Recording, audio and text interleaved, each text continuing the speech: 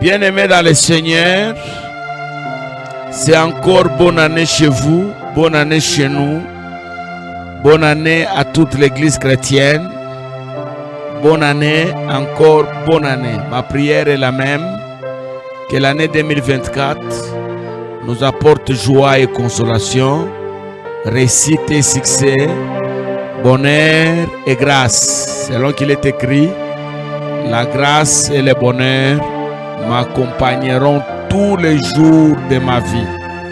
Et ici j'ai dit, la grâce et le bonheur t'accompagnent toute l'année 2024.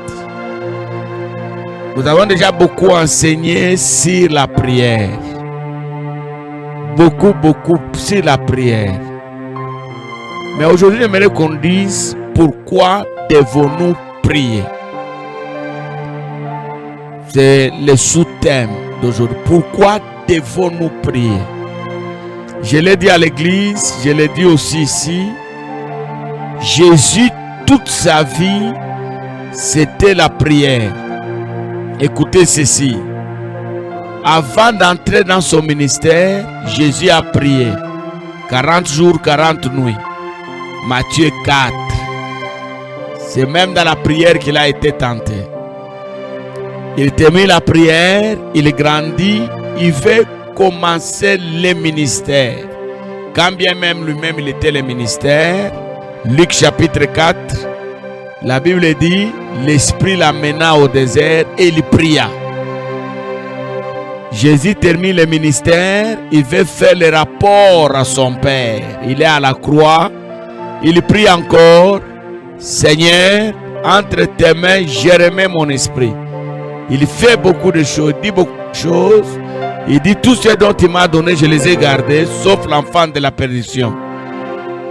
Seigneur, si cela est possible, que la coupe s'éloigne de moi.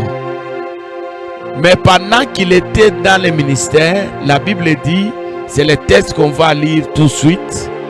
Marc chapitre 1, verset 35. Chaque jour, Jésus priait. Chaque jour. Pendant qu'il faisait noir, pendant que le sommeil devenait bon, lui s'est levé pour aller prier. Et comme si cela ne suffisait pas, Jésus assis à la droite du Père. Il a fini la mission, il attend son retour dans la gloire. Mais la Bible me dit, à côté de son Père, à la droite de son Père, qu'est-ce que Jésus fait? Jésus intercède. Alors, je voulais rapidement qu'on lise ce texte, Marc chapitre 1er, le verset 35. Je lis la parole. Vers le matin, pendant qu'il faisait encore très sombre, d'autres versions parlent, pendant qu'il faisait noir, il se leva et sortit pour aller dans un lieu désert où il s'est mis à prier. Dans la vie de Jésus, qui est notre modèle, c'était la prière. Mais pourquoi devons-nous prier? Je vous donne rapidement 3 réponses et ça va vous aider. Toute l'année 2024, j'aimerais que vous puissiez observer ça. Nous devons prier, parce que c'est l'ordre du Seigneur. C'est Dieu qui nous demande de prier sans cesse. C'est lui qui a dit, veillez et priez. C'est lui qui a même dit, jeûnez et priez. Donc celui qui prie, il obéit à l'ordre du Seigneur. Deuxièmement, deuxième réponse, pourquoi je dois prier? Je dois prier pour empêcher le diable de s'introduire dans le plan que Dieu a élaboré pour moi. Quand Dieu vous envoie sur cette terre, à votre vie est collé un canevas, votre plan, le plan de votre vie.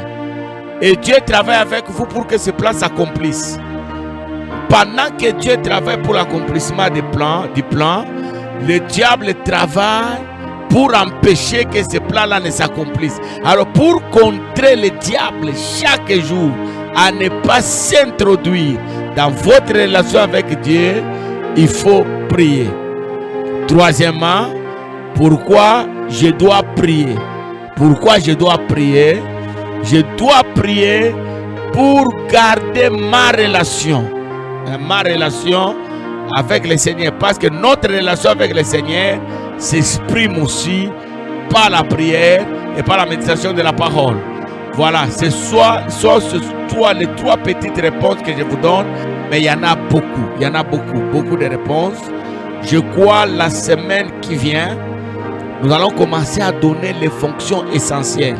Il y a beaucoup de fonctions, beaucoup de choses que la prière peut accomplir, peut faire dans la vie de quelqu'un. J'ai choisi quelques fonctions. Mais dans cette introduction, je dois prier parce que c'est un ordre du Seigneur. Ça signifie, si je ne prie pas, je n'obéis pas à l'ordre du Seigneur. Ça c'est 1. De 2, si je ne prie pas, je serai surpris. Je serai surpris parce que le diable il rôde. La prière ici devient comme une muraille, un garde-fou, une protection. La prière c'est une protection. Nous prions pour repousser le mal. Nous prions pour décourager l'ennemi. Nous prions pour empêcher l'ennemi de travailler, de faire son travail. Quand nous prions beaucoup, l'ennemi ne peut rien faire. Même s'il le fait, il ne le fera pas comme il devait faire, parce que nous serons toujours en mesure de contrer son plan. Bien-aimé dans le Seigneur, pourquoi je dois prier aussi? Je dois prier chaque jour, pour rester en contact avec le Seigneur. Le seul moyen où je peux parler avec Dieu, c'est dans la prière. C'est là où Dieu me parle, c'est là aussi moi je lui parle. Et quand nous sommes en contact avec Dieu dans la prière, Dieu nous révèle même des choses cachées. Donc à partir de la semaine qui vient, on va découvrir beaucoup d'éléments. Je peux parler 7, 8, tout dépendra de la manière dont Dieu va me conduire. Quand je prie, je garde ma relation parfaite avec le Seigneur. Or, là où Dieu est, si je vis là où il est, personne ne me touchera. Que Dieu vous bénisse. N'oubliez pas de partager la vidéo. N'oubliez pas de vous abonner si vous n'êtes pas abonné. N'oubliez pas aussi de prier. J'ai dit ceci à l'église, je voulais le dire ici. L'année 2023 s'est achevée. Toi, tu n'as rien eu. Parce que pendant toute l'année, tu n'as rien fait. Si tu avais fait quelque chose, tu devais obtenir quelque chose. Mais pourquoi tu n'as pas fait des choses? Parce que tu n'as pas eu la grâce de les faire. Tu n'as pas eu l'intelligence de les faire. Tu n'as pas eu la révélation de les faire. C'est pourquoi prie, Dieu va te montrer des choses à faire. Que Dieu te bénisse et à la prochaine.